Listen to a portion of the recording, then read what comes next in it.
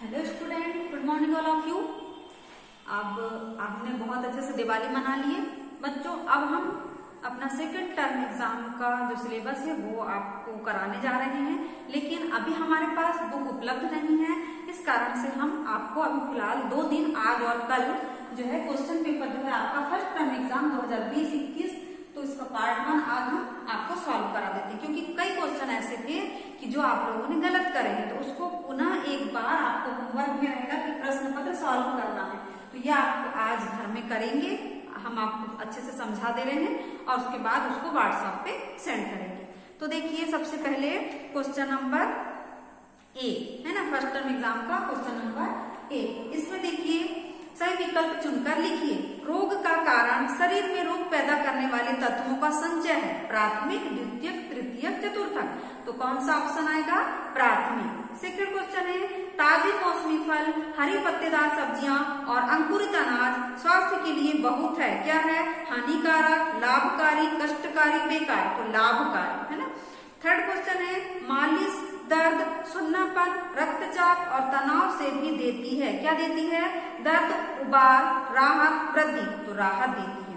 Fourth question है, गांव में किस कारण त्राही त्राही मची थी?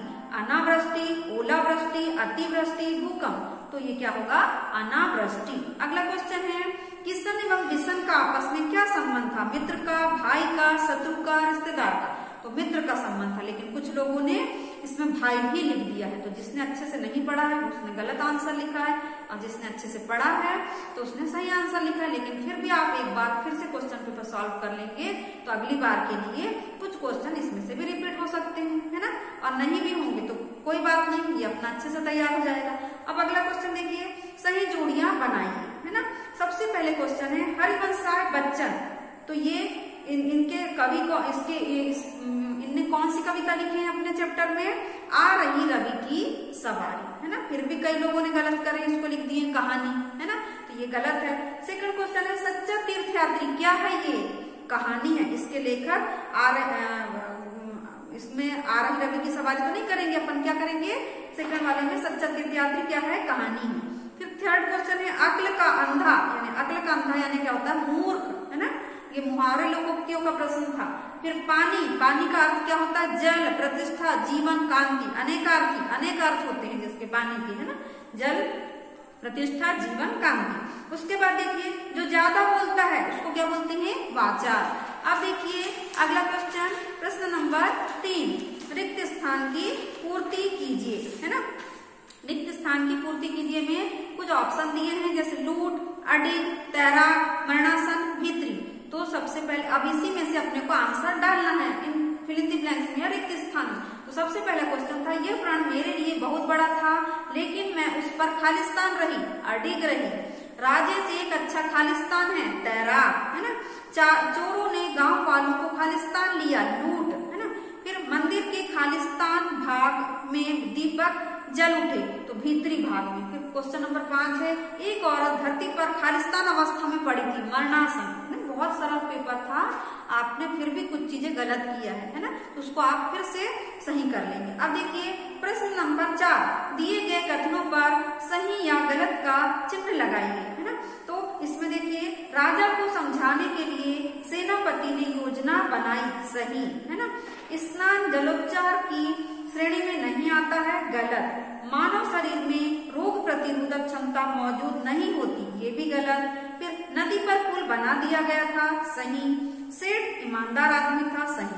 तो आप लोग ऐसा भी कर सकते हैं कि जैसे हमने ये क्वेश्चन पेपर बनाया वैसे ही क्वेश्चन पेपर बना लो, और उसके बाद थोड़ी थोड़ी जगह छोड़ दीजिएगा जहां पर सही गलत है, जहां पर वही भर सकते हैं। यानी कि 5 नंबर क्वेश्चन तक हम क्या कर सकते हैं? वही भर सकते हैं, 4 तक, है ना। जैसे सही गलत वही लिख सकते हैं अपन, रिक्त स्थान वही लिख सकते हैं, ऑप्शन वाले जो है वो अपन वही टिक कर सकते हैं। तो इसके लिए कोई टेंशन नहीं, जैसे हमने क्वेश्चन पेपर बनाया आप भी वैसे बना लीजिए और वही टिक कर लीजिए। और बाकी क्वेश्चन में पेज नंबर भी लिख सकते हैं, है ना। कि जैसे प्रश्न 5वां है आपका कि अपनी पाठ्य पुस्तक की किसी भी कविता की 4 लाइन लिखिए। तो अपन कोई भी कविता जो है, या फिर हम सबसे पहली ही कविता ये जैसे अपन लिखे, आ रही रवि की सवारी, 9 किरण का रथ सजा है, कली कुसुम से पथ सजा है, बादलों से अनुचरों ने स्वर्ण की पोशाक धारी, है ना।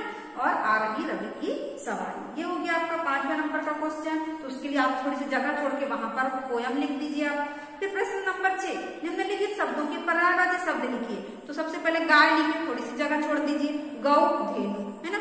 अंधेरा, उसके आगे थोड़ी सी जगह छोड़ के उसमें लिखिए अंधकार तम।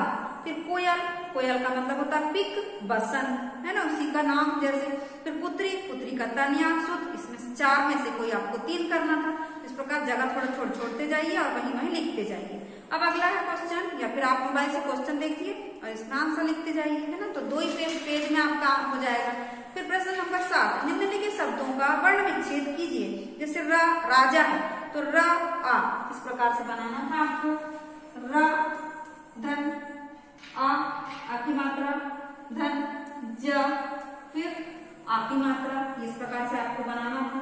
विचार में भी वैसे ही करना है ना, और भोर में भी वैसे ही करना है जैसे अपन विचार में करें। व ई धन च धन आ की मात्रा, धन र धन आ, इस प्रकार से आपको बनाना था। अब देखिए निम्नलिखित शब्दों का शुद्ध रूप लिखिए। तो श्रीमती, श्रीमती में क्या लगता है? बड़ी की मात्रा लगती है, श्रीमती, है ना, ये बड़ी की मात्रा। बारात, बारात नहीं बोलते, क्या बोलते हैं? बारात, ठीक है। उसके बाद विपदा, विपदा, विपदा नहीं बड़ी बोलते की विपदा, इस प्रकार से। क्षमा, क्षमा मतलब ये इस प्रकार का क्षमा लिखना है ना। ये हो गया आपका प्रश्न नंबर 8। अब देखिए प्रश्न नंबर 9 में दिए गए वाक्यों में समुच्चय बोधक शब्दों पर गोला लगाइए। तो समुच्चय बोधक शब्द किसे कहते हैं?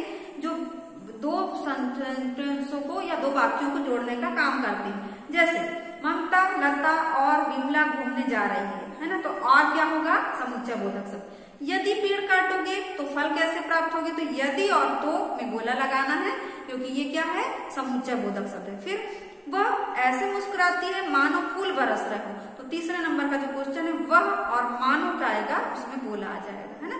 अब देखिए प्रश्न नंबर 10, संज्ञा की परिभाषा लिखकर उसके प्रकारों के नाम लिखिए। तो संज्ञा की परिभाषा किसी व्यक्ति, वस्तु, स्थान, जाति या प्राणी के नाम को संज्ञा कहते हैं। संज्ञा के कितने प्रकार है? मुख्य रूप से 3, और बोला कि प्रकार कितने हैं? तो 5। पिछले बार भी हमने आपको पढ़ाए थे। तो मुख्य रूप से में व्यक्तिवाचक, जातिवाचक, भाववाचक, है ना। और अगर बोलेगा प्रकार बताइए तो व्यक्तिवाचक, जातिवाचक, भाववाचक। और जातिवाचक के 2 प्रकार कौन कौन से? द्रव्यवाचक और समूहवाचक। ये हो गया आपका प्रश्न नंबर 10। अब देखिए प्रश्न नंबर 11, दिए गए वाक्यों में क्रिया भेद बताइए। ये भी आप लोगों ने गलत किया है ना। तो देखिए चिड़िया दाना चुगकर उड़ गई, ये कौन सी क्रिया है? पूर्वकालिक, है ना। गीता मेरी पुस्तक लाई, सामान्य क्रिया, है ना। मालिक पौधों में पानी डलवाता है, डलवाना मतलब प्रेरणा देना, तो प्रेरणार्थक क्रिया हो गई। उसके बाद मोहन, खाली आपको क्या करना था? नाम लिखना था। मोहन स्कूल चला गया है, संयुक्त वाक्य है ये संयुक्त क्रिया है ये, है ना। उसके बाद देखिए प्रश्न नंबर 12, दिए गए शब्दों से विशेषण बनाइए। जैसे ये भी क्वेश्चन आप लोगों ने गलत किए हैं। कुछ लोगों ने जो अच्छे से पढ़ा है उसने बनाया, जिसने अच्छे से नहीं पढ़ा है उसने नहीं बनाया है। जैसे इसमें दिया है नीति, नीति का क्या हो जाएगा?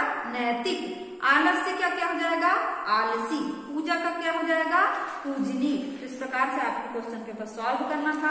अब आज के लिए इतना काफी है। 12 नंबर के क्वेश्चन तक आपको आज होमवर्क में सॉल्व करना है। उसके बाद 13 नंबर से हम कल आपको पार्ट 2 में सॉल्व कराएंगे। आज की कक्षा हम यही समाप्त कर रहे हैं। धन्यवाद बच्चों, आप लोग अच्छे से पेपर सॉल्व कीजिए और व्हाट्सएप पे सेंड कीजिए।